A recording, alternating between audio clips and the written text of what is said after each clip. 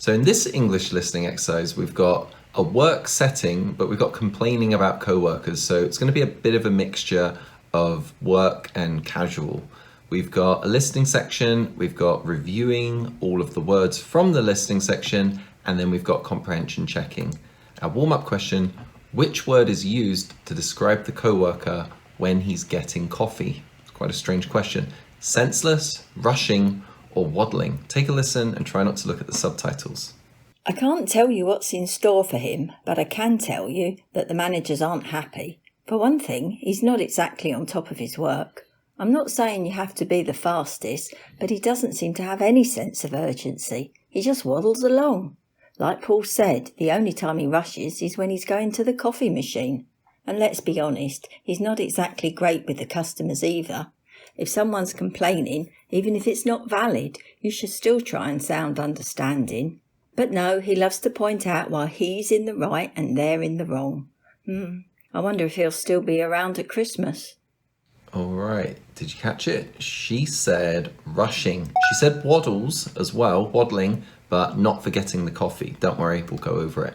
These are the questions we'll also go over at the end after we cover everything that was said. Pause now if you want to take a quick look just to see what's coming. But if you're okay with that, we will start the review speech. She said, I can't tell you what's in store for him. By the way, what's in store for someone means what's coming, what's going to happen, it's still unknown. We have so much in store for our clients this year. And we can also say what's in stock for a thing. What's in store is more like a situation. They sound like they would be the same, so I just put it there to watch out for. I can't tell you what's going to happen to him, but I can tell you that the managers aren't happy. For one thing, he's not exactly on top of his work. To be on top of your work means to be doing it well, you're keeping up with deadlines, you're not behind in any way. That's the gist of it. I'm not saying you have to be the fastest, but he doesn't seem to have any sense of urgency. If you know the word urgent, then a sense of urgency should be pretty straightforward. It's how fast someone acts in a situation. He had no sense of urgency, even though everyone was waiting. Don't you hate it when there's somebody in front of you in line, and even though there's a big line of people, they're just taking their time. They're going really slowly. They don't have this sense of speeding up. You can also say acting swiftly. I hear that a lot as well. Acting swiftly. Having a sense of urgency. So he doesn't have it. He just waddles along. Now, quite the opposite of being urgent and being rushed. Waddling along is being really slow, unenthusiastically, usually on purpose, either because you don't want to do that thing. I also mentioned in another video, dragging your feet. This would be a very good fit as well for this situation. I asked my teenager to help wash the car. He's waddling along, looking bored and tired. There's a lot of parents watching. Yeah, that's pretty much the way it is. So he just waddles along. He just kind of takes his time. Like Paul said, we don't know who Paul is, but perhaps another co-worker. Like Paul said, the only time he rushes is when he's going to the coffee machine. So that was the warm-up question. So another co-worker has made a joke saying he can rush, he can be quick, but only when he's getting coffee. I like Paul. He sounds like a fun guy to work with. And let's be honest, he's not exactly great with the customers either. So even he's slow, but he's also not good with customers. This guy's not sounding too great to work with.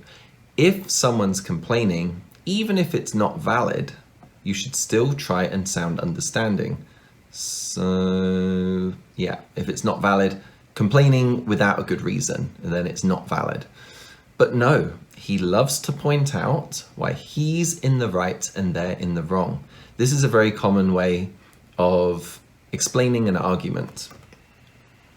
So you can say someone is right and someone is wrong, but using it in this way with the, it's choosing who is correct, whether that's having the correct answer or being morally right during an argument. It's only used when comparing two sides.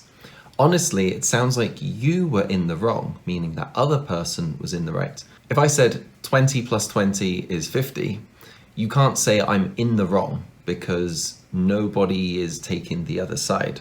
If somebody said to me, no, it's not, you're stupid, it's 40, and I said, no, it's 50, then somebody could say, hey, John, you're in the wrong, okay? Just stop talking. We only use it when comparing two sides. He likes to point out, he likes to tell customers why he's right. I wonder if he'll still be around at Christmas. That could mean a couple of different things, but let's go over to the comprehension checking questions. Question 1, why are the managers not happy? Take your pick. There could be a lot of reasons. She said they aren't happy. Well, for one thing, he's not on top of his work. He is not keeping up to date. He's falling behind. He's not getting stuff done. That is one reason.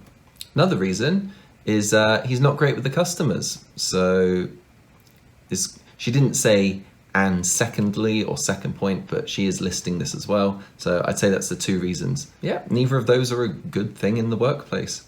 Question 2, does the speaker believe that the customers are always right?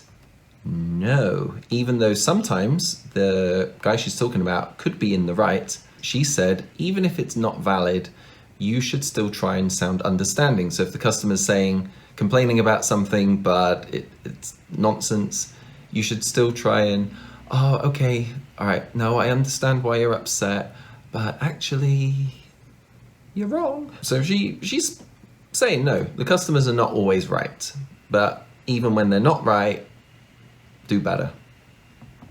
And the last one, what does she think might happen to this coworker by Christmas time? Yeah, the last bit, she said, I wonder if he'll still be around at Christmas.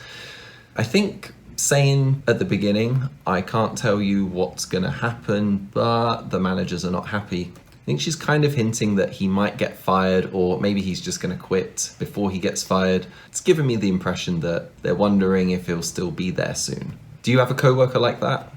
No comment from me, because a lot of my coworkers watch, but maybe for you, it's a different story. Let me know and have a great day.